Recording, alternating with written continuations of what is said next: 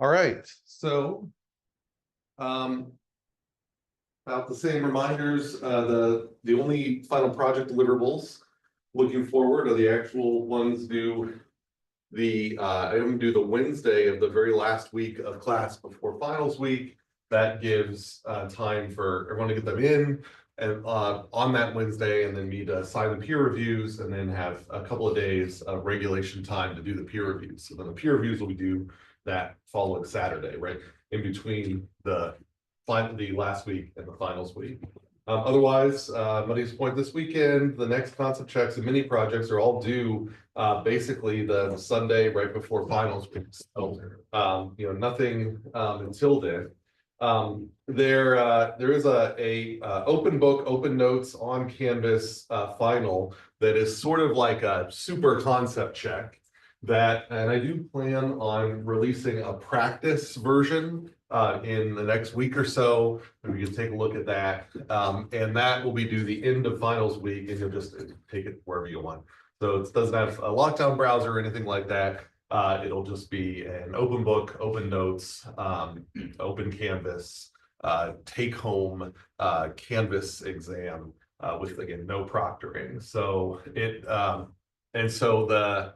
the way I'll do that, I think, I need to double check. It's been a long time since the last time I offered this in this class, but I think my plan was, and I meant to double check this, is to basically have the window of availability be all of finals week, but then once you start it, you get 90 minutes to finish it, or 75 minutes. Well, I guess maybe you get 110 minutes to finish it, as if it was given in class. So it's a timed exam, but you can start it anytime you want, as long as it's before the end of the finals week. Don't anticipate it being a super difficult exam. Again, it's really just meant to help consolidate things that, we talk about working memory, short-term memory, and long-term memory. So, we've got working memory during the class, and then the concept checks are supposed to sort of help get things into short-term memory so they last a little bit longer. And then this final exam is, again, just supposed to sort of redo, a lot of similar questions that you see in the concept check to hopefully consolidate things into long-term memory. So that's kind of the idea there. It's not supposed to be a major stressor, but I wanted to do something to sort of synthesize everything together. So that's the kind of plan going forward. I think that the student evaluation teaching will be released soon, and it's usually due the Friday or the Thursday. It's a weird date. It's like due the Thursday of the last week of class. So I think you'll get a note about that. As far as I know, it hasn't been released. When it does get released, I'll also put a link on the Canvas webpage to make it easier to find. But so that's announcement. So any questions about any of those deliverables? Okay. All right, so going along this loop, now we're in our kind of third neural network exploration here. And so I'm calling this temporal supervision. So we're basically going to look at recurrent neural networks. So RNNs, LSTM, and reservoir machines, and how they relate to biological systems. So with that in mind, let's start with a biological system. So we're going to start with sound localization. So this is what is thought to go on inside your ear, inside mammal ears. I think it's been validated in some bird models like barn owls, for example, and I think, like this and the model that we'll also talk about here in a second, I think there are now more exotic models that people think might be going on in the mammal brain, but for a long time this was the leading model. And again, I think there have been some animals for which this model has been validated. So the basic idea here, so as a reminder, here's our neuron here. So you've got this is one neuron. So it's got a little soma over here, a cell body with a nucleus in between it. All these little spikes coming off are the dendrites. So the dendrites are what are gathering information, and then they transmit information down a long axon, and it has a little axon terminal, which terminates in the dendrites of another neuron. And that gap there is our synapse. And so when there is an action potential that flows down this axon, it has to go, all the way, transmit itself all the way down this axon, and then it generates a small stimulus for this neuron, which then may itself generate an action potential or not. So that's just a review. So there is a cochlear nerve. So this is a nerve that is in the ear. And so sound comes in and tickles the dendrites of this neuron. And it has a very long axon that has a bunch of different off points here. So it has these terminals that are separated along this, at least in this Jeffress model, along this axon here. And they end up going, so those, again, long neuron, these 4 terminals, they're spatially separated, and they end up landing on these 4 other neurons that I've colored in green here, so that they've got synapses with each one of those. And those neurons, which I'm going to call coincidence detectors, also have coming into the other side of them a similar cochlear nerve connected to the right ear. So we've got this mirrored circuit where the left ear has got this really long axon and the right ear has got this really long axon. And so the right ear, this axon terminates first in this coincidence detector, and this left ear terminates last in that coincidence detector. So and then these coincidence detectors, when they go off, then they send signals, so their own synapses, out to downstream circuits in the brain. So these long lines here, this is a physical system. So what does anybody have a guess? And so why do you think it's significant that I keep saying these are really long axons? What do you think sets up this, like, you know, what is set up by this architecture of having a really long axon in a physical system?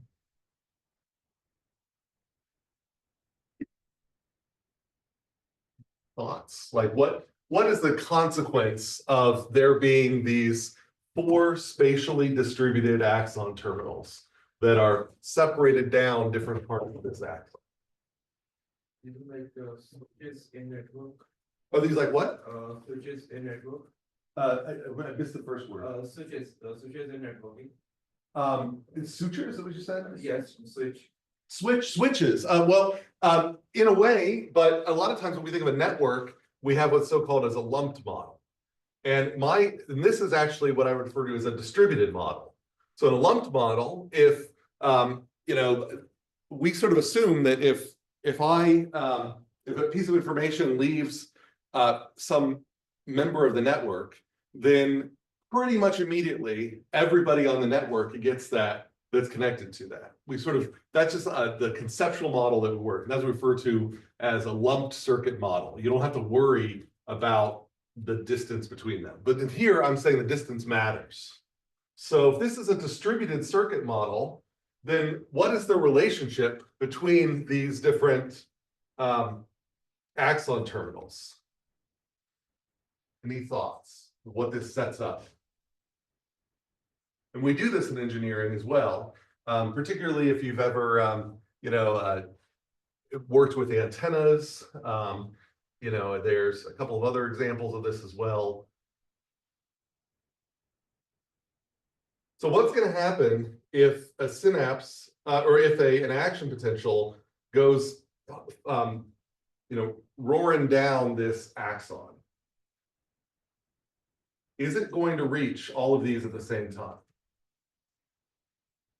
No, right, because they're separated in space. These things do not move at light speed. Even if they did move at light speed, if they were separated far enough apart, there would be a difference between them. So this is what we call in engineering as a delay line. And that also has been adopted in biological systems. So these things are really long transmission elements that set up for delays that are sort of different delays coming from the right ear and coming from the left ear.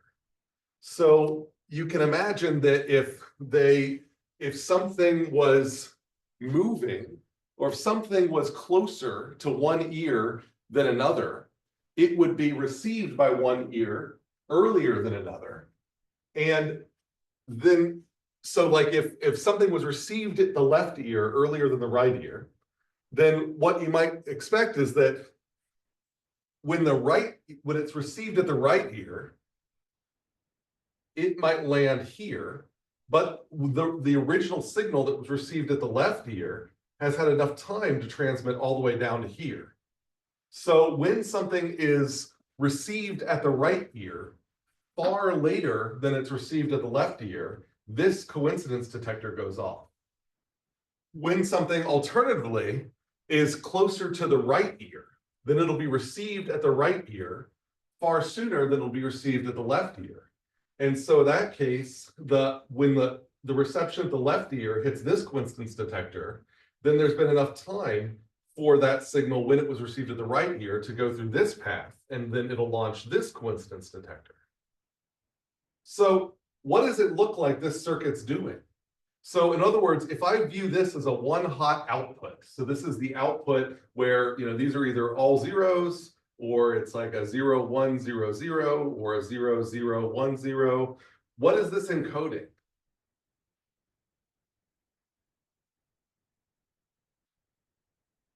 And sort of it's hinted at the title here. Which ear the sound is coming from? Well, and goes beyond that. So it's not just which ear, because it ends up hitting both ears. So what does it tell us about the source of the signal?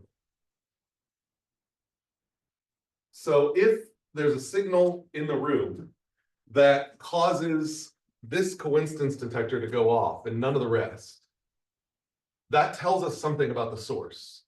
If there's a source in the room that causes this coincidence detector to go off but none of the rest, that tells us something about the source. What does it tell us about the source?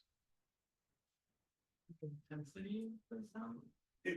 So I need something. It is intensity, but what more? Like what additional component? It's not just how loud it is, but I'm using delay information from the two ears to tell me what about the signal source. Not just how loud it is, but Direction of the source. the direction of the source, where it is. You're localizing it. So I think we all, can feel that. Like if I walk around the room, if you closed your eyes, you could guess where I was. This is thought to be the circuit that your brain uses to gather that information. As I walk around the room, then what's happening is that the audio from me is getting received quicker by one of your ears than the other. And the delay in between the two ears ends up causing a different coincidence detector to go off. And so if the coincidence detectors roughly in the middle go off, then I'm standing right in front of you.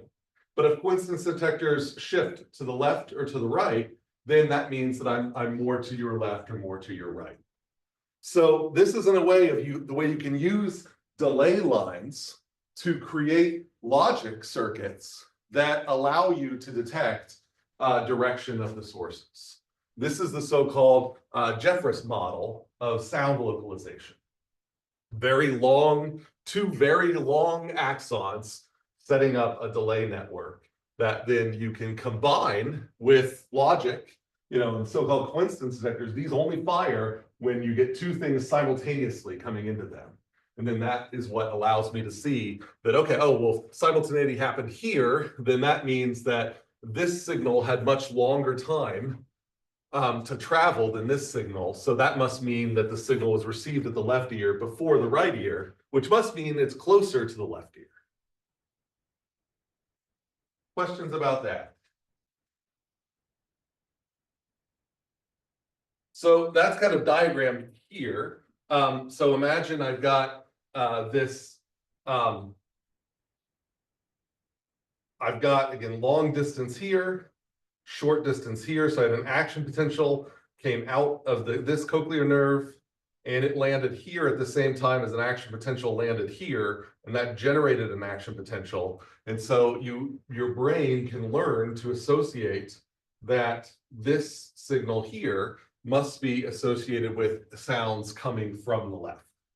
Because they're coming from the left because they reached this one so early that in order for this coincidence detector to go off, then they must have been traveling this slow path for enough time that they eventually, this one, they could meet up with this one that had a short path. And so because this traveled a short distance and this traveled a long distance, then this must be where the signal was received first from. So from the left, or on the left side of the head. So that's how the Jeffress model uses these delay lines, these delay networks to make inferences. All right, so questions about that? So it turns out this is a common motif that at least neuroscientists think we see in other parts of the brain as well, or at least they like these models because they do come up. And so one other example of that for motion detection, but this time it's for visual, is this Hassenstein-Reichardt model, or the HR model, where a very similar circuit, I'm not drawing the neurons out, but you could imagine drawing that out, but you've got your two eyes, your left eye and your right eye, and you get two copies of the signal, one of them delayed and the other one instantaneous. Those come in, so these are, so you've got delay lines, so those are the two delayed versions of the signal. Those come in and they join together at coincidence detectors, which are here just modeled as multiplications. So if we just think of these as 1 or 0, presence or absence, then you're only going to get, or an AND gate. You could think of that as well. You're only going to get a signal coming out of either one of them if at the same instant. So in other words, you're only going to get a signal here if the delayed version of the right eye meets up with this coincidence detector at the same time as the instant version from the left eye.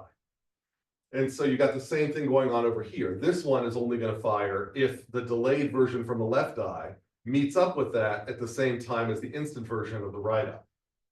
So we take those two coincidence detectors and combine them into a little sum junction where this one is plus and this one is minus.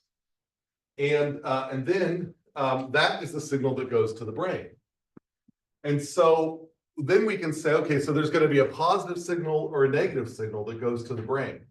So let's see if we can figure this out. If we receive a positive signal, then what inference do we make? What type of motion is it? Is it left to right or right to left? Give you a second to look at it.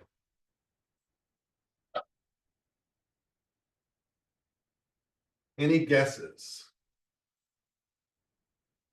And I'll just back this out. So, so what I mean by positive signal, then that's going to mean that this one is going to go, this is going to be true, and this one's going to be false. So a positive signal means this half is the true half, this one here, which means that we have the instantaneous version from the right eye happens to hit this coincidence detector when the delayed version of the same thing from the left eye hits it. So we've got the signal. So I don't want to go too far from that. So that's the hint, is that positive means that the instantaneous signal from the right eye meets up with the coincidence detector at the same time as the delayed signal from the left eye. So do we think that's left to right motion or right to left motion? Across your visual field. So this is thought to say, like, there's a bunch of neuroscience experiments where you sit someone in front, or even you sit a monkey even in front of a screen, and then you train them so that they only will hit a button when they see left to right or right to left motion. And then from that, and we do know that the brain can do that. And so then they say, well, then what parts of the brain seem to be responsible for detecting the left to right motion or the right to left motion? And this is thought to be a circuit that is going on, just sort of behind the eyes, that is detecting this motion and then sending that feature further downstream into the brain. Does that make sense? So do we think this, if we're getting a positive out of the circuit, do we think that the image hit the left eye first and then went to the right, or hit the right eye first and went to the left? Right to left. So if it hit the right eye first, then immediately you're going to get a signal here. And then a little bit later, you're going to get a signal here. So if it hit the right eye first, you're going to immediately get this signal, and then it's going to go to the left. And then the left signal, by that point, this signal is going to be gone. And then the left signal's immediate signal will show up over here. The left signal's delayed, like the right signal's delayed signal will show up here. So I guess right to left, if that's true, this thing turns on first, but then disappears when the thing hits the left eye. So right to left is difficult to justify, just because, you know, the kind of trick that we learned from the Jeffress model is the signal that receives, or I'll say the sensor that receives the signal the latest, so the most recently, the last, is going to be the one that has the instantaneous connection to the coincidence detector. So with that in mind, this is why I'm arguing it's actually left to right. So the idea here is that something comes across the vision this way. And when it goes across the left, it waits before it pops over here. And while it's waiting here, it's moving across and hits the right eye. So by the right eye then immediately goes to this coincidence detector. And by the time that happens, then this releases, and then they get a coincidence. So the latter part of the left to right motion is the one that has the instantaneous connection to the coincidence detector. And it's the delayed one, which is the first one. So it sets things up so that if things happen first, they get delayed so that they can then meet up with the thing that happens second. And that's why it's left to right motion. Does that make sense? Yeah. So the objects will come to the left eye. There is a first delay signal, right? Mm-hmm. So if I'm not getting why there should be delay, it should be instantaneous because object is right in front of the yeah, and it should there shouldn't be a delay. Well, the delay is added. Okay. So so the instantaneous copy of the left eye signal immediately hits this coincidence detector.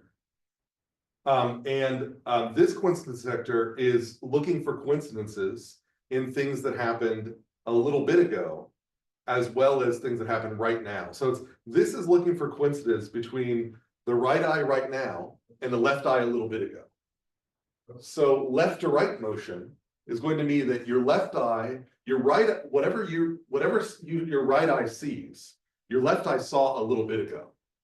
That's what left to right motion is. So we write that logically by saying that we're looking for a conjunction of delayed left and current right. So this is, I could maybe write that in. So this is like delayed left and current right. And then the argument is that I would say that's left to right motion, because the only time you would get a coincidence of a delayed copy from the left with a current copy from the right is if your left eye saw it first. So if your left eye saw it first, then it must be left to right motion. It took me like a half hour to convince me of this myself. So it's not obvious. I hope you'll buy though that these delay networks, these delay lines, even if we have to work out which direction's which, they are direction sensitive. So they allow us to see temporal patterns. And that's what I'm trying to draw here. So we see a bunch of these delay lines in nature that these feed forward neural networks with delays. So that's the thing that in the previous lecture, when we were just talking about feed forward networks, the only way you could represent patterns over time is if you somehow took data over time and combined them into one sort of stack of images that is experienced simultaneously. So you'd have to enhance your data set to have kind of a ghost of previous data. So you'd be building delays into the data set. But here we don't have to do that because we effectively store the data in memory within the neural network. So delays allow us to see patterns in time. So let's see that a little more formally. So that allows us to introduce TDNNs, sort of the precursor to recurrent neural networks, which are the main subject here. So imagine an artificial neuron that delays its output by what we're just going to call one time step. So it just takes a little bit of time for the when the action potentials are received in the synapse and you get a new action potential, it just takes a little while for that action potential to actually fire at its axon terminals. And so it's sort of a little memory of the past, which rides down along that long axon. So now we're actually storing memory kind of in space, in delay. So, so this TDNN, I'm going to say, looks just like our model for a normal neuron. So we've got these inputs here. They get weights here, they get summed together, and then they go through an action potential. But we're going to now say that the action potential produces a little bit of delay. So if I call this signal ZK, where K is right now, then the action potential output that you see at Y is going to be the action potential, the activation function acting on a delayed version. So Z from the past. So every clock cycle, then we basically latch in whatever Z was in the past into the action potential and then take on a new Z here. So it's just a little recurrence relationship there, a little just a little delay. So I could write that this way to say that the next output is just the activity function applied to this inner product of the weights and the previous input. So just a little delay element. Okay, so you know, this, in order for this to be built this way, it has to have some memory within the neuron. So that might be in that very long, the fact that there's just this transmission delay, then you get a copy of the past, which like a wave gets pushed down that. That's one way you could instantiate this. Or just, you know, if we're just implementing this in a computer, then we just implement that with memory. You know, we do a synchronous circuit, and every clock cycle, then we just, you know, move things like a flip-flop. We just move things in from input to output. So a delay necessarily has memory in it. It can remember something at the previous time step. So we can use that memory to classify temporal patterns more generically than I've shown you with the HR model and the Jeffress model, but basically the same idea. So what does that look like? So any question about this setup? So our little time delayed neuron, just like a normal neuron, but we're physically modeling the delay. We're taking more of a distributed approach than a lumped approach. Okay, so let's build a network of these things. So I've got my input, I've got my output, and I've got 3 of these time-delayed neurons in between. And so each neuron has one time step of delay, and I can label the points in between here as little hidden state variables. And so I've got my X that comes in, so I think I've just written out here. So this H variable here is just a delayed version of the X variable. And then likewise, this second H variable is just a delayed version of the first H variable. So H2 later is H1 now. But then H1 now is X or even earlier. So what we're seeing here is by creating this delay line, that's all it is. Really, this is just like that long axon, and these are different picks off the axon. Then you get different amounts of delay. So I've got X now, X 1 step ago, X 2 steps ago. So now I can use X now, X 1 step ago, and X 2 steps ago. I can combine those in arithmetic combinations of the inputs and neurons to create effectively logic based on temporal patterns. So I can say I'm looking for a pattern in which X now is equal to X previously, but is not equal to X 2 steps ago, for example. And that's what these TDNNs allow. So that's what we're going to see here in this final step here. So we then wire up the activation function on this last neuron to implement, on this output neuron to implement this. We're going to say output a 1 if the difference between H1 and H2, so this is this coming together, H1 comes into the output neuron, H2 comes into the output neuron and has a -1 weight. So if these two come into the output neuron, then we're going to just subtract, we're going to add them together. So we're just subtract the difference, and we're going to set up the activation function. So it is only a 1 if that difference is equal to 0. So in other words, if these two are equal to each other, and it's a 0 otherwise. Now, given that H1 and H2 are just symbols for delayed versions of X, what I've actually set up is a logic looking for patterns in X.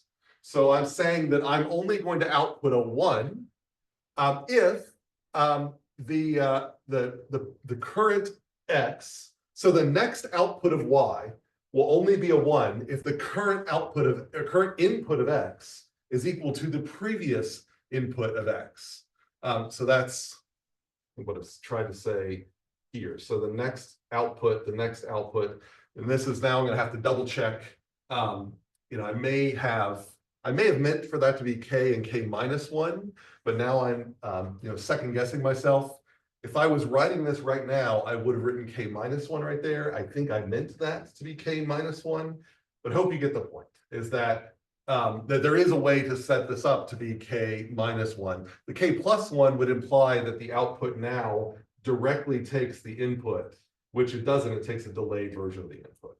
So I'm actually just going to go ahead and change that, because I'm pretty sure it's supposed to be -1. I know I'm going to regret this because I'm probably got graphics that I've drawn in that are based on it being plus. Okay. Okay, so how many people have taken a systems theory course, like a system, like a, how many people know what an FIR filter? Anybody? Okay, so if you ever take a systems course, then you'll learn that there are these finite impulse response filters, which are they're convolutional kernels for looking that are finite width that allow you to detect patterns in time. And it turns out that this defines one such FIR filter, one such convolutional filter. So that's just a connection that for those that are, if those who've taken a course to teach about FIR and IIR filters, then this will look familiar. If you haven't, then don't worry about it. But the basic gist here is I got an input X, which I'm just going to say is a binary input, 0s and 1s. And it gets processed by this, and it produces an output Y. Now this output Y, I'm saying that, I'll use maybe gray. This output Y is only 1 when the previous 2 inputs are the same. So if I look at this output here, it's a 1 because these 2 are the same. So I could even put I'll just put a little box around them. So these 2 are the same. And so that's the reason why that one's a 1. These 2 are also the same, which is the reason why the next one is a 1. Now, these 2 here are different. And that's why the next input goes to 0. So we've got same, different, and that's why that goes to 0. And then these 2 are the same. These 2 are the same. These 2 are different, and so on. So the output here is just an encoding of the sameness and difference, of the sameness of a delayed version of the input. And so it allows us to detect patterns. So if we really care about sameness detectors, like we only get 2 of the same input, like it's like a debouncing circuit. We're only going, so here you've got somebody's, the elevator buttons or whatever that they're pushing, and you want to debounce it so that, you're going to get sometimes spurious changes, but you want to make sure you only register that button as being on or being off if the previous two match. And so this is saying that we've got enough confidence to be on, enough confidence to be off, enough confidence to be on again. That's kind of what, we've wired up here. So this is a pattern detector looking for sameness. It uses memory to allow it to analyze patterns over time. So questions about that? Yeah. And there are three differences that the beginning of. The three, these here, DDD. Oh yeah, that's so. Well, the great question. So because the time starts here, then these memories have to be initialized because they don't have any memory into the past. So each one of these memory elements we just assume might start at 0 or something like that. But basically this output is sort of a throwaway output because they don't have because this output is based on these two inputs which don't exist. So we're just assuming that the output is initialized to 0. And then this output is based off of this input and another input that doesn't exist. So this is also just a throwaway. It's sort of waiting for its initial conditions to die out. Finally, this one is our first kind of real output, which is based off this difference here. So this difference goes to here. So I call these difference, but I mean, maybe it's better for me to just call them, don't cares or something like that. So that because they just don't have enough information. Any other questions about that? And so, like I said, if you ever take a digital signal processing course and you learn about using convolution to do averaging, for example, averaging windows, then you'll learn about finite impulse response filters. That's all this is here, is that if you sent an impulse through here, so you just send a single input that's on, it's off everywhere else, but at one time it's on. And you then look at what the output is, you'll get a pattern. And that pattern, if you convolve it with the input, will give you the same output as running an input through here. So that's what we call a finite impulse response, it's how it smears things out over time. So you give it information at a single point and you watch how that information gets smeared out over time. And that impulse response, that so-called finite impulse response, can actually be viewed as a filter where you can then run a convolution operation with that filter over data, and it does what this does. So the downside of finite impulse response filters is that if you want to, this is a really short pattern. So, or in other words, it's a really short time window that you're going to do this averaging operation or whatever you're going to call this.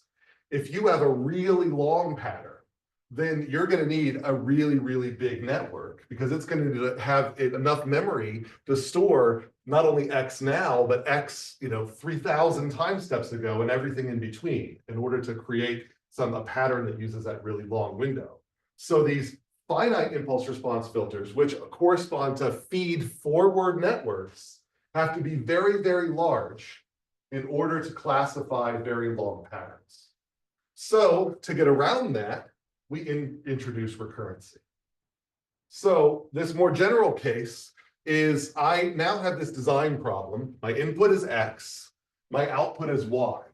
And I want to use a neural network with these delay units to detect if X ever was equal to 1, any time in its history. And just once. So that's all. There exists a time in history when X is a 1. If that's the case, Y's got an output of 1, otherwise Y's got an output of 0. So if Y's got an output of 0, X has never, ever, ever been 1.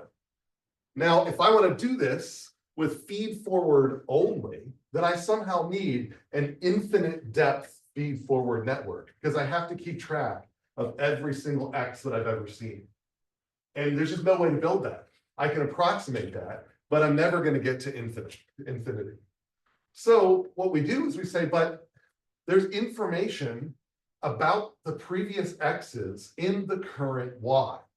So what if we feed forward or feed back the output of Y as information that is accumulated about all the past X's? And that's what we're going to do in this case. We're going to create a recurrent connection where we've got our X goes into our delayed neuron. Its delayed version comes out, but then we also feed that back in to the input of the same neuron. So that allows us to create circuits like this one, or relationships like this one, where the next output from Y is going to be a 1 if the sum of X and Y at the previous time step is greater than or equal to, is greater than 0, because I should be greater than, not greater than or equal to. I'm sorry, another symbol error on my part.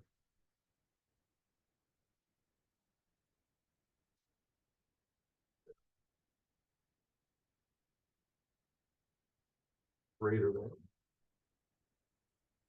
All right, so let's think about where that comes from.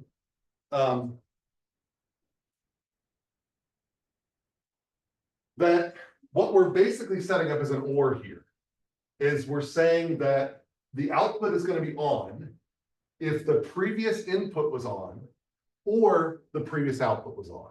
That's what the plus is doing here. That's it. This is what allows you to then say, well, I don't need to keep track of every X in the past.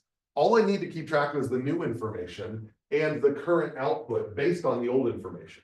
So the accumulated value of the old information is the previous Y.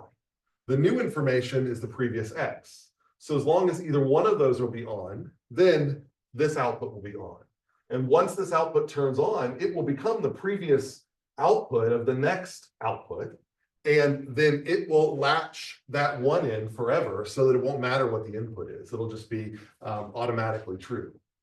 So that's what this recurrency gives us. So we can build a very, very small network that can find very long patterns.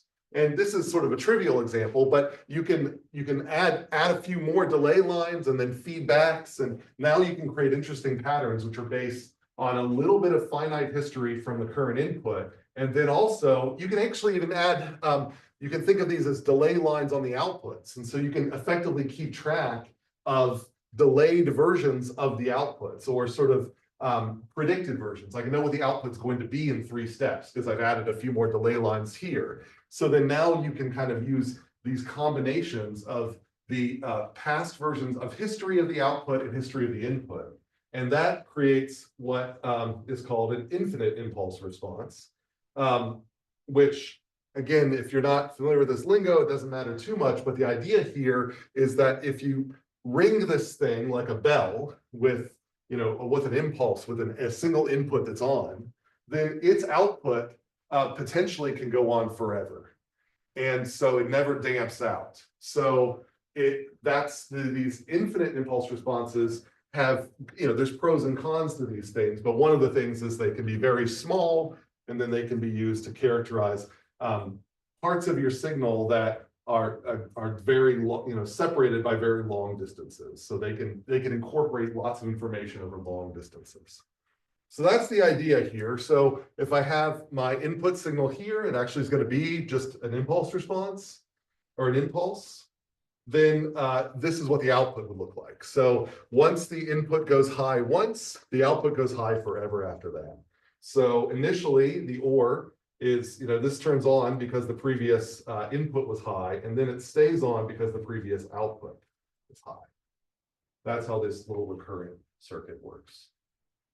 So it remembers forever. So it has a very persistent memory. So that is one of the cool things about recurrency, is that they take things from kind of working memory to short-term memory.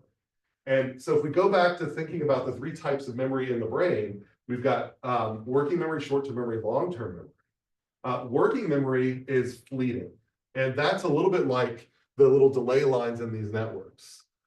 Short-term memory lasts a little bit longer, and it's reinforced. And that reinforcement sort of happens with this kind of these recurrent networks. Now, I'm glossing over things. It turns out working memory has recurrency, and then short-term memory has other mechanisms that make the synapses more sensitive and so on. But my point is that there's still these three categories kind of exist, where you've got things that are very fleeting, things that can memorize things over longer time scales, and then you've got actual rewiring of the neurons where the weights change permanently, and that's long-term memory. And so we're starting to see that you can build different architectures of memory once you've got recurrency here. That's the kind of key point I'm trying to emphasize. So before we elaborate on this and make this more complex, any questions about this example? Okay.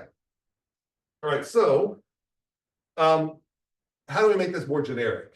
So when we talk about a recurrent neural network, we're tempted to want to draw it like a multi-layer perceptron. We want to draw an input and multiple layers and an output layer. It's just tempting to do that. And then we would say, oh, but then the hidden layers, we're just going to allow for all the connections. So this one can connect to all of these, this one can connect to all of these, all the feedbacks are there. Once you do that, you don't have layers anymore. You just have a mass of neurons where it doesn't really matter that this is in the first layer, because it really, the only difference these neurons have from these is they just don't happen to have a connection to inputs. Once you get to multiple hidden layers, these neurons look exactly like these neurons because everybody's allowed to connect to everybody else. There really are no layers anymore. There's just different degrees of freedom in the hidden state. And so that's what we're going to capture here, is that there's no real layers. And so instead, we're going to model it like a dynamical system. And so we're basically saying that we've got this latent hidden dynamical system. So there's this hidden state which evolves based on past values of itself and past values of the input. So we just have this big vector of all the current states of all of the neurons in this mess. And each one of them, we're going to wire up to each other, and we can just model that with a matrix. So we can say this current vector, all of those linear relationships, then we can add together, and then that's going to map, it's the relationship of the current state to the next state. And then we're going to add in some weights on the inputs, and those weights are captured by this B vector. And so that way the input has an impact on the hidden state, and the previous hidden state has an impact on the hidden state. And then from there, once we have this hidden state variable, these latent variables, then we create an output, which is just a weighted combination of those hidden variables. And that's what gives us our output. And so then we just need to train this thing. So we just need to train weights A, B, and C to do a temporal classification task. And we just do that using supervised learning. We say, here is a pattern that we, here's an acoustic waveform. Here's Ted's voice. And then you can say, here is Jill's voice. And we want you to identify Ted's voice, but not Jill's voice. And so that's a time series. So you feed that time series in, and you label the time series that sound like my voice with a 1. You label the time series that sound like Jill's voice with a 0. And then you train up these these matrices and these vectors so that this is most likely to match my voice, but not Jill's voice. And so the question is, how do you do that? And so there is a generic way we can do that. But this is kind of the diagram of what this matrix might look like in kind of a signal flow diagram. So you've got your input, it gets multiplied by a vector that has an influence on hidden state. The hidden state goes through itself, a gain, which has an influence on the hidden state. The current hidden state goes through a gain, which has an influence on the output. Here I've shown the output as a delay, but I could model this activation function as having a delay or not. So that's basically our generic recurrent network. So before I get into how to train that, any questions about this setup? And is it clear that when we talk about recurrent neural networks, we just stop talking about layers, because at this point, there's an output layer and there's inputs and there's a mess in between, and that's it. Of course, you can come up with your own topologies that are layered so that you constrain that, and that's kind of what we'll see here in a second. But generically speaking, it's just a mess of recurrency. Great. All right, so how do we train these things? I'm not going to go to this in great detail. I used to do this, but it just isn't, I don't think, worth the time. If you're familiar with backpropagation, which we talked about previously for feed-forward networks, and you can find lots of tutorials on backpropagation, you can do the same thing with recurrent neural networks. But you have to create a faux feed-forward network by unrolling your recurrent neural network through time. And this is the so-called backpropagation through time, or BPTT.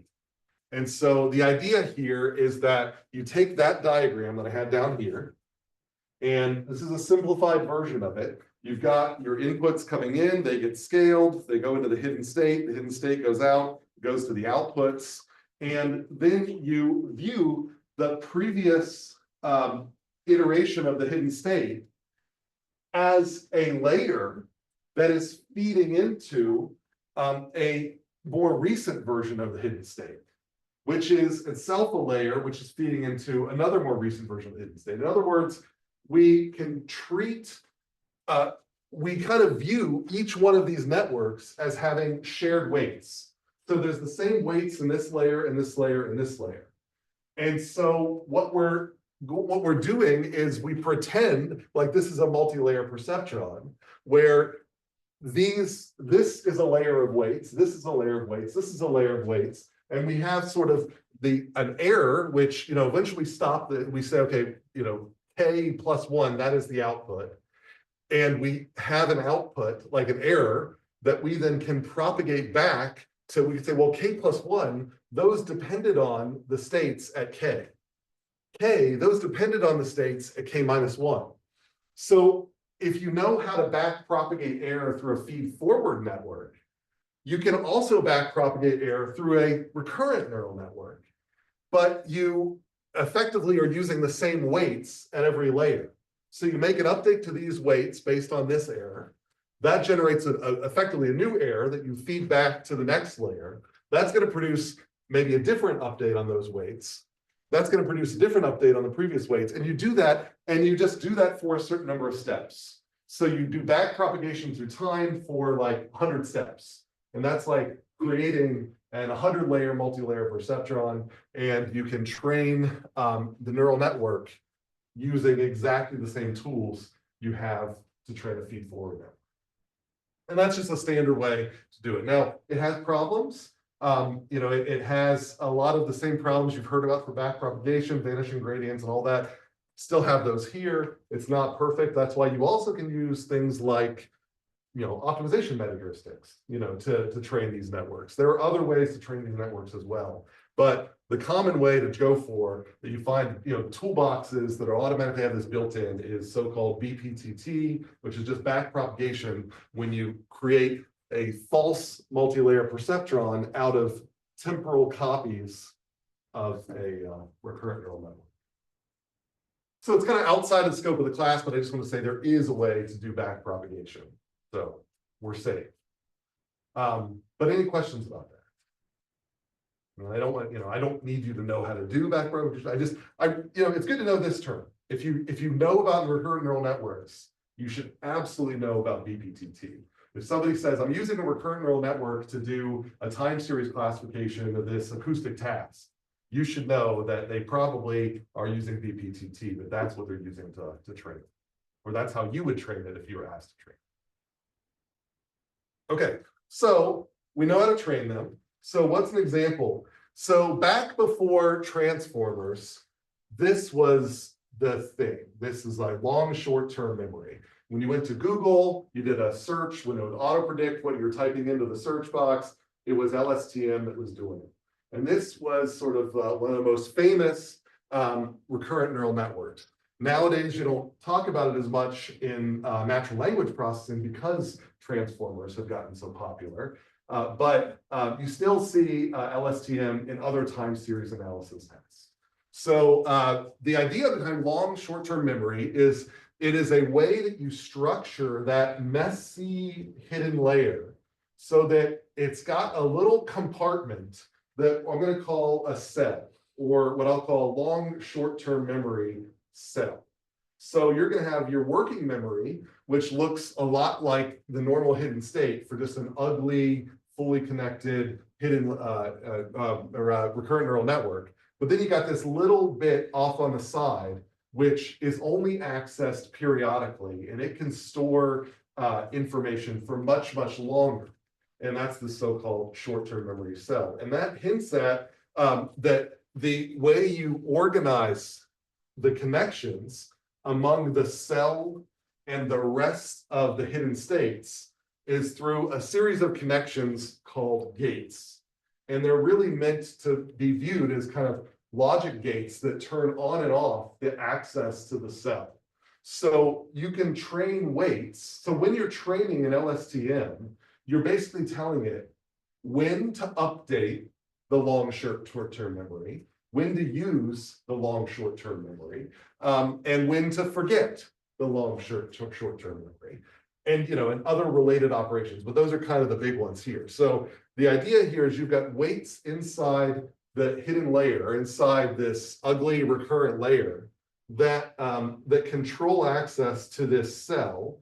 And when you have certain triggers by the input and the hidden state, then you might take the input and whatever current value of the cell is and calculate a new value of the cell.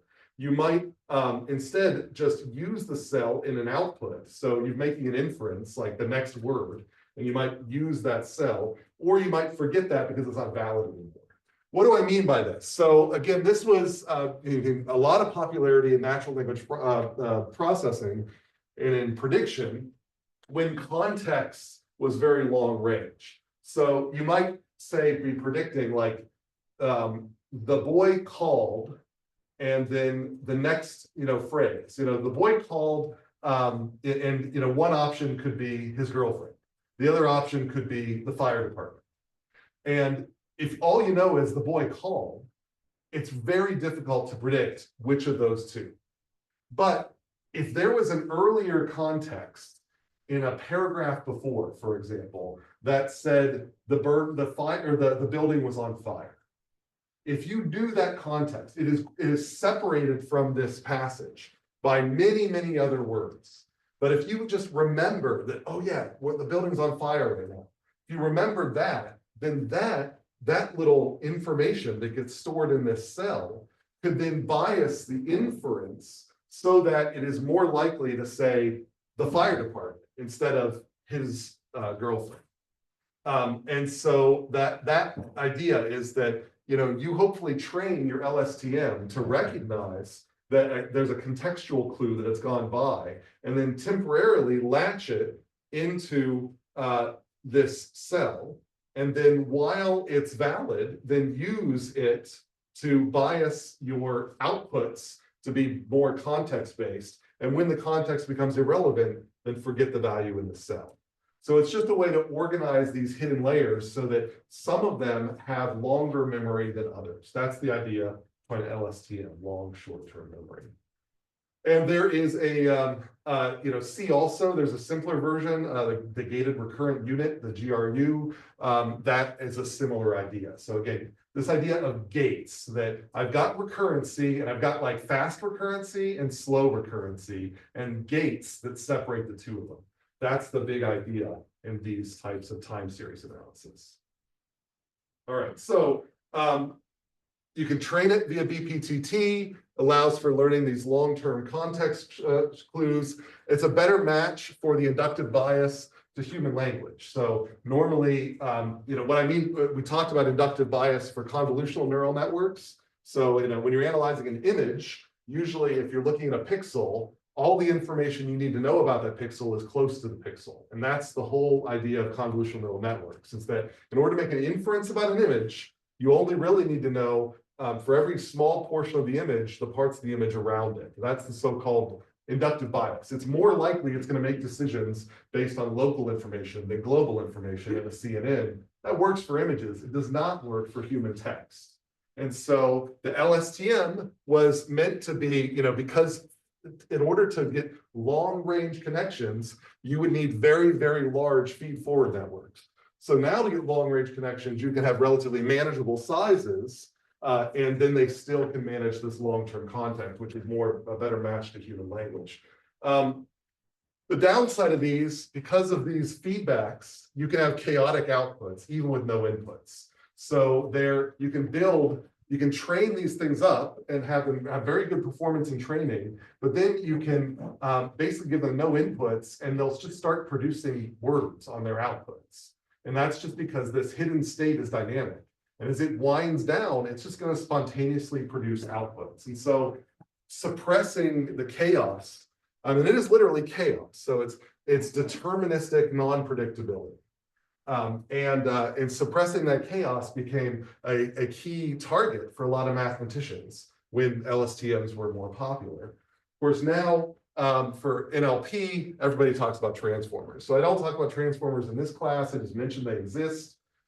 If you're not familiar with the architecture of a transformer, the key idea of a transformer is I keep talking about how if you wanted to have long range patterns with a feed forward network, you need a really, really big network, so big that it would just be very difficult to deal with. Well, they figured out how to deal with it, and that's what a transformer is. It's just a very, very big network that can be trained rapidly relative to its size. And it allows you to capitalize on inductive biases, which are global. So it allows you to take information from paragraphs and paragraphs and paragraphs before and use it to make your next inference about your output. So you're going to be looking locally, like, what was my previous output? And then you're also going to be looking globally. What were we talking about like 5 pages ago? And those long range outputs can be captured in these so-called attention mechanisms, which again are kind of outside the scope of what, there's nothing really biological about this, but I just bring it up because it's an example of a feed forward network that's giant, and that allows it to recognize really long range interconnections. Okay, so questions about LSTM. Okay, so the last topic I want to close with here is there are a lot of cool things we can do with recurrent neural networks, but it's really kind of annoying, this back propagation through time. Do we really need to train the recurrent networks? And if we look at the brain, we look at my brain, your brain, an insect's brain, there are all of these examples where when we find recurrency in the brain, it's pretty static. So what I mean by that is, like, you don't see a lot of reforming of recurrent connections over short timescales. You see them in development when the brain is first developing, it forms these. But then like from day to day to day, you get there are these cortical columns that are on the surface of your brain, these little columns of really tangled recurrency. Those are pretty static from day to day to day. So as I learn something from day to day to day, those recurrent connections, they're not changing. That's not where the learning is going on. Over long time scales, they do change, but they're much slower. That suggests that recurrent connections are being used in nature, but they're being used at a different time scale. They're not being trained. The plasticity is somewhat more limited. And on top of that, there are other examples, like in the fly brain. There are examples where you take the same basically flies that are clones of each other, and you let all of these clones develop. And there are projection neurons from their feature extractors, from their antennal lobes, from the things that turn an odor into basically a binary code. And then those project up to their version of gray matter. And they go from like 100 of these bits of information to like 1,000. And that projection is randomized from fly to fly to fly. And there's no way to predict what's happening there, and they're static, they're fixed. So basically for the rest of the fly's life, they have that random transformation of their sensory inputs to the space in which they do decision making. So we see randomness and fixed weights in a lot of these brains. And that definitely seems to be happening where we see recurrency. And so that suggests that, and we also notice that learning and plasticity is happening at the outputs of these recurrent areas. So I mentioned those cortical columns in your head. You could say, now where are the trainable weights? Well, there are on the surface of my brain, there's a bunch of these that we see a lot of changes reshaping as I learn things from day to day to day. That's where it's happening on the surface of the brain. Those happen at the outputs, so down the axons, not at the dendrite level, but the axon level of these static, recurrent, apparently random little modules. So it is as if these random modules are some sort of random feature extractor that just takes the world, it spreads it out, and then we only train at the edges. We only then take those features and then that's where we adjust our weights. And this happens again in both vertebrates and invertebrates. Seems to be a general principle. So why don't we do the same? Why don't we just say we're going to establish recurrent neural networks because they have memory. They're good at finding patterns. But let's just randomize, just create a big block of randomized, bird's nest network. And then and our input will go in and we'll have outputs coming out. And then we can train weights at the output and we just leave the bird's nest alone. And so we're only going to train a small forward decoder. And that is sort of what is known as an echo state network, which fits into the broader category of so-called reservoir computing or reservoir machines. And so the idea here, this is our recurrent network from earlier. We're only going to train the purple. So we're only going to train C. A and B, we're going to randomize. So we just create random A, random B. So we have a hidden state that evolves, but it evolves randomly. It takes an input, it has a random effect on the hidden state has a random effect on itself. It just evolves randomly. And then we only train the decoder. So we look at outputs from the random evolution of this thing, and then we train that. And that's just going to be a single vector of weights. Super easy to train. Don't even have to use backpropagation for that. You just use a pseudo inverse or something so we're training basically a single layer from the hidden to the output. That's really what we're training. And so what does that look like? So the idea here, and for time, I'll just say that this basically is a dynamical system that spreads out temporal features into space. And this is where the term reservoir comes at. It is as if you had a glass of water sitting on a table, like Jurassic Park or something like that, and your input vibrated the table in an input specific way. And as your input, my voice, whatever, is vibrating the table, patterns evolve on the surface of the water. Some of those patterns are most closely tied to aspects of my voice that were a millisecond ago. Some of those patterns are more closely applied to the part of my voice that are right now. So different parts of the shapes that are evolving on the surface of this water are influenced by aspects of my voice that are spread out over time. So there is the temporal information is stored in the memory of the dynamics of this system. The temporal information of this input up here is stored in the memory of the dynamics of this system.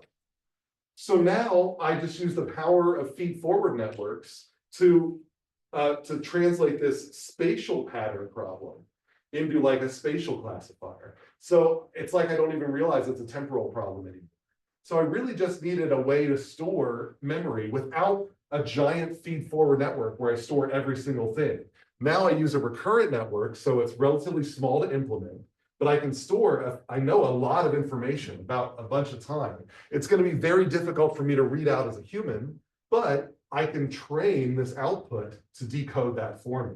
And that's what an echo state network is doing. So then I train these weights on this output here, and then I can build my classifier, my regression, my whatever, my function approximator, but let's just say classifier to be easy. And so I vibrate the input, it gives me certain patterns of water on the output. Those patterns, Ted will look like a certain pattern from the water, Jill will look like another pattern from the water at any snapshot when I looked out of the water. And these hidden states, these are just pictures of the snapshot, those are what are exported and trained. That's a so-called echo state network, an example of a reservoir machine. In the bonus here is that this reservoir, let's say I want a TED classifier, but then I also want a Jill classifier, and I want a dog classifier and a cat classifier. I can use the same reservoir across all of those classifiers. So I might have had maybe this is a costly spatial resource that I didn't train, but I only have to build it once. And then I've got cheap decoders, and I can put a bunch of these decoders in parallel. And now I can compress like 50 networks that would have been ugly, long feed-forward networks into 50 single-layer networks that all are being fed by the same randomized feature extractor. That is one of the beautiful things about these reservoir machines. Now, one of the cool things about them is that people have generalized this to other dynamical systems. You don't have to use recurrent neural networks as your reservoir. You can use actual water tanks. You can use actual mechanical vibrations, actual tables, laser vibrometer. Looking at this table, using this as a reservoir. And people have done that. People have written papers about this. Why would that be interesting? Let's say you've got a soft robot. You can use the dynamics of the squishy, gooey nature of the soft robot as a reservoir. So if that robot is trying to listen for something, you can put a bunch of little sensors all over the squishy, gooey parts of that robot, and that'll create a spatial pattern, which will spread out the temporal patterns. You're turning the robot's body into an ear. And you can do that. And people have done that with reservoir computing. People have done this with quantum reservoirs to try to look for quantum mechanical properties in reservoirs. And people have done this with neuromorphic reservoirs, so creating spiking neural networks, which we'll talk about in a lecture or two, that also are just basically dynamical systems. They're just replacements for this glass of water. All right, so that's all I want to say about reservoir computing and reservoir machines. A very different way to use recurrency in dynamical systems that tends to be very effective for temporal classification. So any questions about that? Is it clear what I mean by reservoir and creating this sort of dummy feature extractor that you don't train, but you just use it to turn time into space?